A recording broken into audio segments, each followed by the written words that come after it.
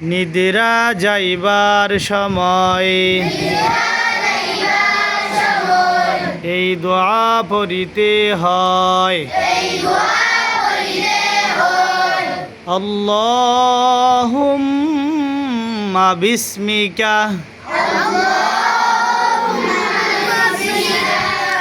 আমুতু ওয়া আহইয়া।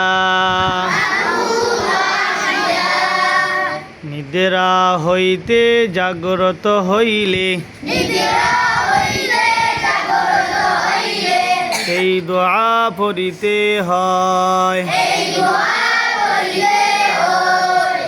আলহামদুলিল্লাহিল্লাযী আহইয়ানা